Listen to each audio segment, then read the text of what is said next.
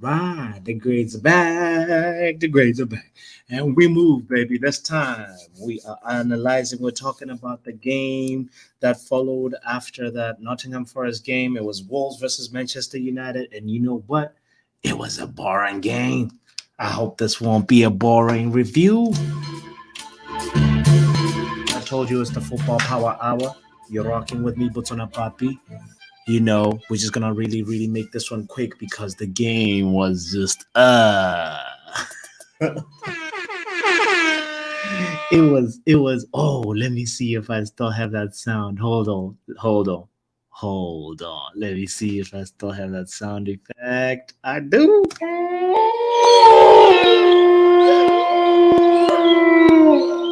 The sound of a wolf, baby. Because you know what? Manchester United hosted some Wolves. And let's be honest, Wolves is not a very fun team to play. It's actually it's like the Burnley of the Premier League. There's some teams that you just don't like playing and you just don't want to play because the games are just boring and like they're just not fun. Not fun to watch, not fun to play against. And Wolves, let's be honest, they're the 1-0 margin team. If either you beat them 1-0 or they beat you 1-0 or you guys draw. That's how usually the reputation that they've had since Bruno Lage days, and now obviously it's Lopetegui, who is the new manager, and I believe it might have been his second Premier League game.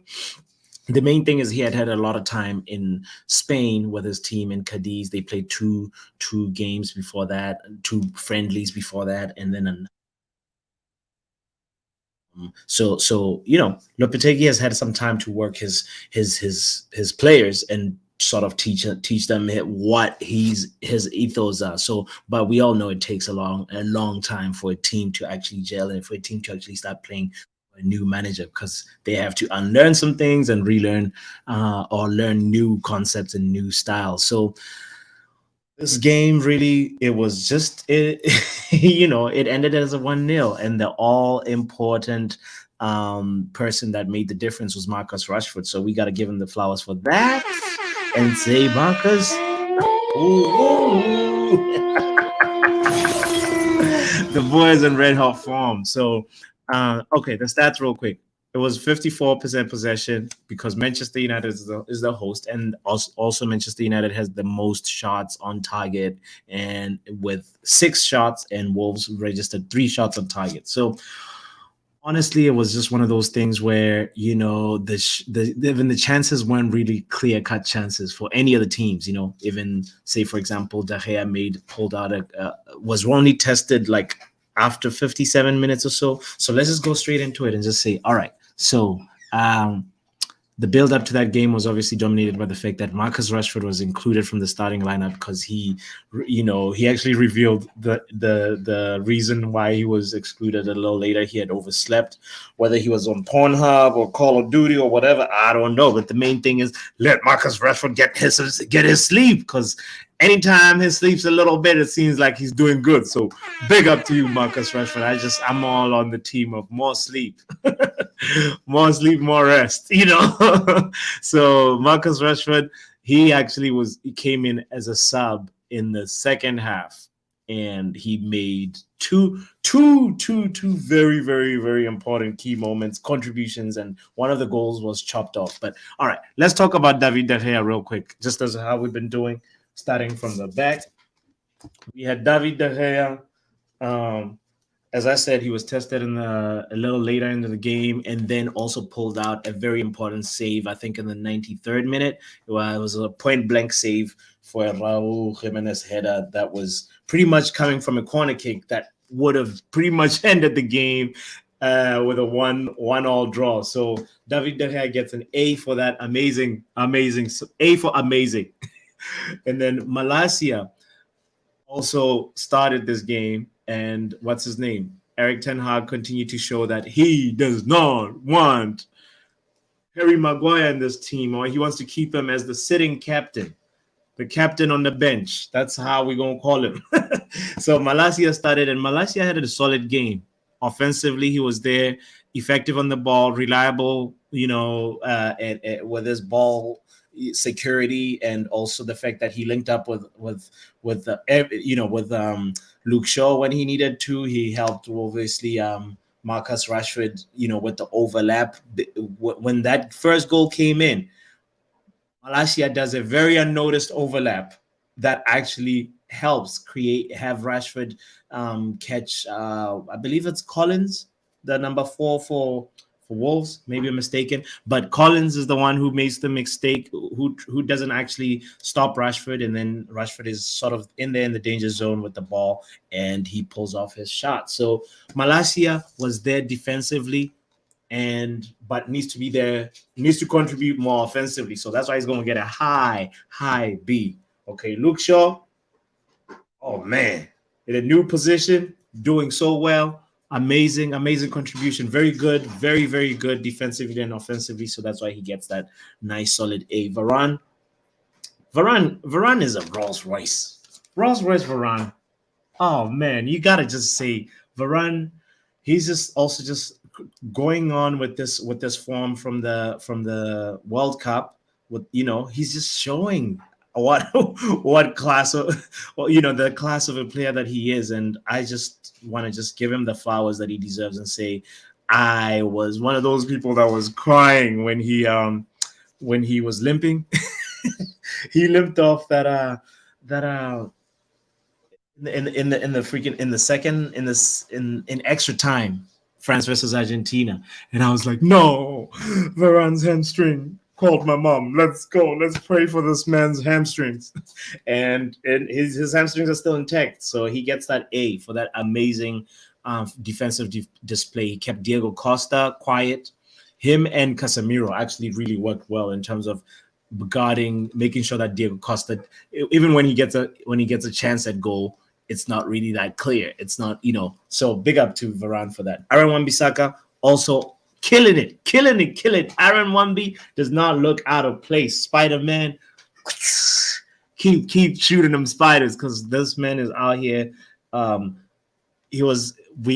got to give him the flowers, because he was pretty much he's still an outgoing player, but he was down and out.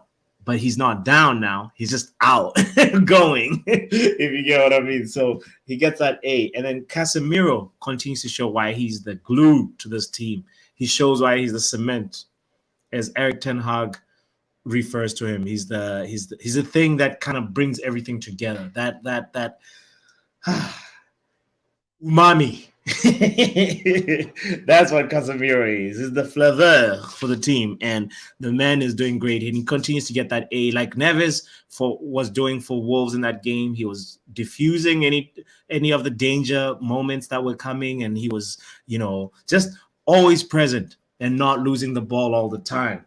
And chapeau to Casemiro. Now, Eriksen is the guy who's like Anthony. I'm a little bit concerned about. He's a little bit showing a little complacency bug or something. I don't know what's going on, but like Eriksen, he got to pull up his socks. He gets a B from me because it was okay. Other than the fact that he did his job defensively, he was not there offensively. And we know Ten Hag's ethos is like, good isn't good enough, eh? So that's not going to cut it. Bruno, on the other hand, he is he's a very difficult one, because he was actually having a stinker of a game too. But the fact that he got that all-important assist for Rashford, he combined with Rashford, and that was the goal that sent us into the top 4. So you cannot, I know Bruno, the anti-Bruno agenda is real out there, but you cannot not recognize that. The man was there when the key moment, and he delivered. So he has to get a very shady A. It's an A minus. I don't usually write minus, but this one gotta be right there. It's the shadiest A that he's ever going to get from B. But Anthony is also another person that, as I said, he's got the complacency syndrome that's starting to permeate around the team. So Anthony got to get a C for me, because he had 2 chances, one in the first half, second one. Well, I always defend Anthony, saying it wasn't on his dominant foot. This time it was on your dominant foot. You got to pull up your socks, man. How are we going to keep defending you if you can't produce. You know, we bought you for games like these where Wolves are a very stubborn team, very stubborn defense. And Mohamed Jaweed, big up to you. He says a C, give a C to someone. C is for Anthony. That's C is for Anthony. Big up to Jaweed for tuning in. Yeah. So you know, we bought him for games like this where Wolves is a team that has a very stubborn defense, and you know, he's bringing that skill, that samba football, samba dazzling, sparkling football, but it needs to have an output. We can't have him just be spinning around and not doing anything. So he gets a very, very solid C, in my opinion. Rashford shouldn't even be on this list because he wasn't a starter, but he has to get honorable mention, right? That second goal that was chopped off, it wasn't his fault. Like Jose Sa blocks the ball, and then his arm is on a natural position right here, and the ball hits him right here, and he goes in. And that should have been 2 goals. Right now, it seems like there's an anti-Rashford agenda. Erling Haaland is clear into 20-something goals, guys. So let's give Marcus Rashford his goal, you know? So he gets that A for that. And then Martial is also another person who it seems like his whether it's complacency or not, being able to have enough like enough energy or something. I don't know. There's something wrong with Martial, and it's good that we're seeing it now. You know, when he's available, because initially people were always saying, "Oh, it's his availability. It's the fact that he can't stay fit." But right now, Martial is fit, and we've been praying for his fitness, and now he has to produce. So that is why he's also going to get a C. From me, it should have been a B. But Martial, you were not there. Marcus Rashford, A, B-, mate. Micah, big up to you for tuning in. Big up to you for participating in the grading. B- for who? B- for is it for Martial? Micah, please clarify. B-, who gets the B- in your opinion? Because I was on the fact that, you know, Martial is on a decline. He's on a little bit. Okay, got you. Yes, I agree. I agree with your grading. We go like I'm gonna just leave it right there. So like, let's see, 1, 2, 3, 4, 5, 6, 7, 8, 9, 10, 11. Who's the person? Oh yeah, Rashford shouldn't even be getting graded because Garnacho is the person that, as I said, right? Garnacho is the person that replaced Rashford because Rashford was up playing Call of Duty all night.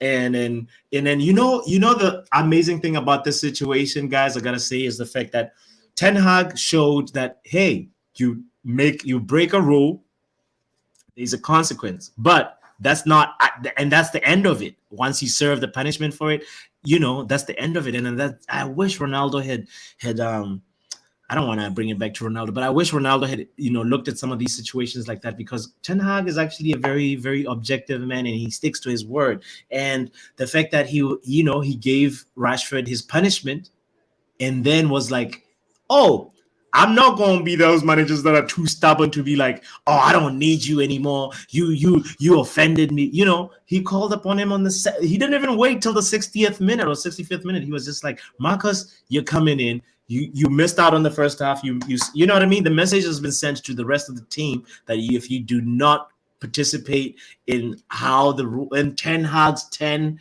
commands, the 10 commandments. Oh my goodness. Yeah. But if you don't follow them, then you get punished. And the fact that, you know, everybody came out a winner in this, right? Marcus Rashford has served his punishment, and Ten Hag has gotten it 3 points too and went top 4. So that is why he ends up with the all-important A. And Garnacho, it should have been an A for you, but it's a B. Garnacho had that important moment. I think it was Semedo.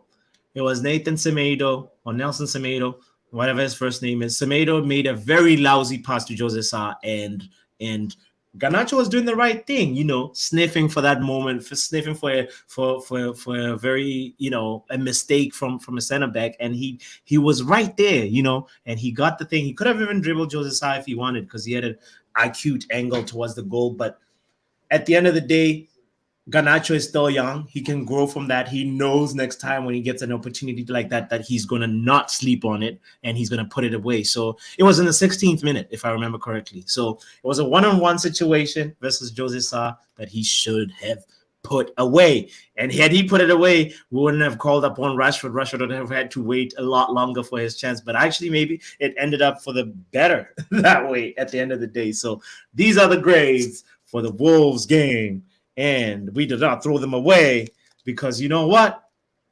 We got the 3 points we needed, baby. Big shout out to Marcus Rashford. Big shout out to Eric Ten Hag. Big shout out to you, more importantly, for tuning in. Maiga Jaweed, everybody that came through. Don't forget to hit the like button. Don't forget to subscribe if you haven't. It's the Football Power Hour. One love to you. I hope you are enjoying your Sunday as I am getting these grades done.